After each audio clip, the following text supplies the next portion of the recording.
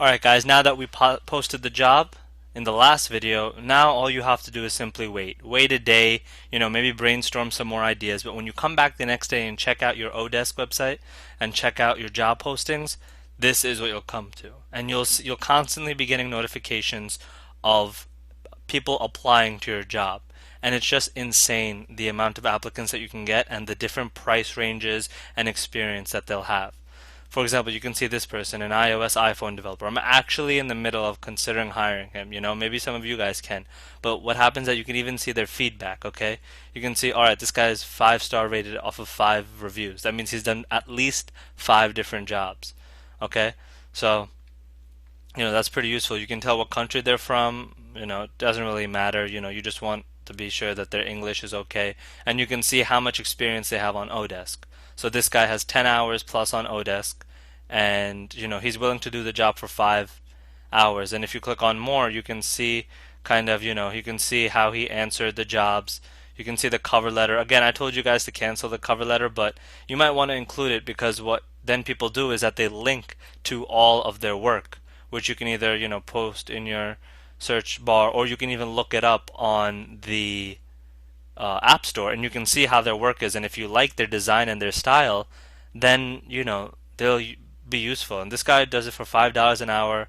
He has a good portfolio. I went through some of these. I'm probably even going to end up using him. And by the time you're watching this video, he's probably exclusively mine. But anyways, you can see that there's a whole bunch of people that apply, right? This guy's a $17 an hour person, but he has 1,000 plus hours of work.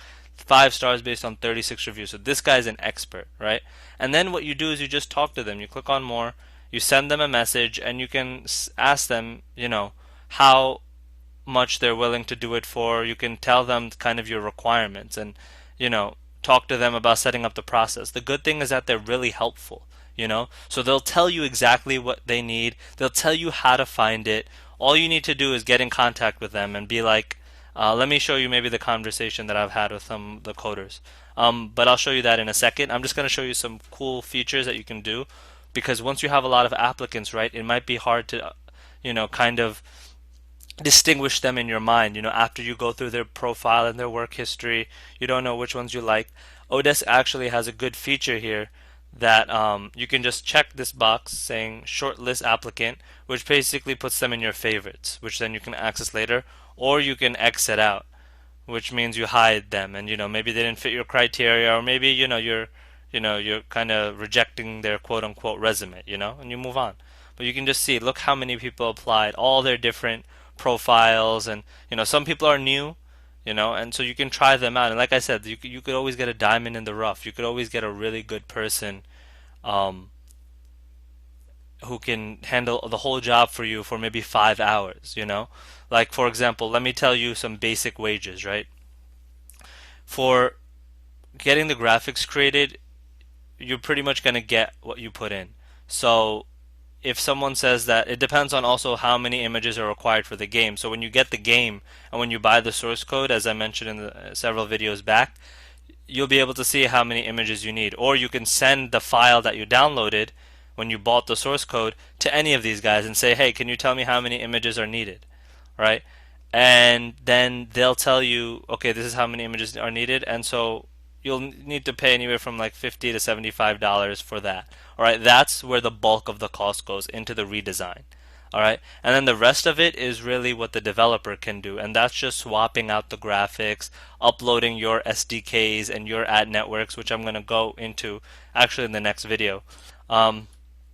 But yeah, so this is how you get access to hundreds of employees who are willing to do, your redesign and reskinning work. And like I said, you don't even need to know the process, right? These guys already know the process. Look at this guy. He's strongest at reskinning app games and integrating ads. He knows what to do. He even has quality assurance verification, including the new sounds for each reskin. He has a portfolio. They have the work done. All you need to do is set up a price negotiation and send your code. And the best thing is that they'll help you every step of the way. They'll tell you what they want, what they don't want, what information you need to provide them. And don't worry if you're feeling a little overwhelmed about, the ad networks or, ad integration. I'm going to go over that in the next video. And so I guess I should just wrap this up kind of. So, you're pretty much halfway through the part. This is the hiring process. So, treat it like you would treat, hiring a real employee. Go check out their profiles. If you click on their name, you can check out their profile. You can see what they've done or not done. Check out their feedback.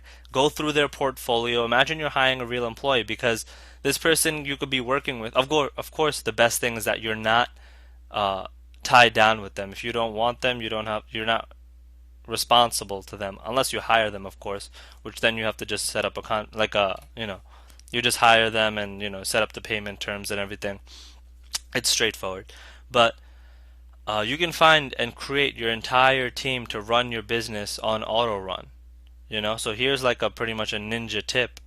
If you get a different designer and a different design developer, instead of having the designer give you the images and then you have to send the images to the developer and then see whether or not they're good, and then the developer gets back to you and says, oh, I need this image in a different size, which you might run into, if which is a little hiccup, but nothing major.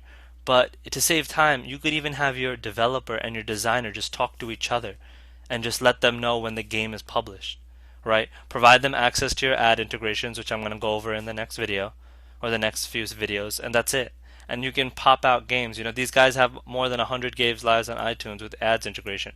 It's true because all it is a process. It's just like creating anything. It's like a manufacturing process. A reskinned app is just a product, right? And that product that you can make a lot of money off of if you do the right App Store optimization. And then later on, I'm even going to tell you near the end of this video course, I'm going to teach you how to market your app and how to get the highest reviews for it so that it pops up to the top of the app market, and you can get a top ranked app bringing in a large amount of revenue if you just follow my tips. So I'll see you guys in the next video.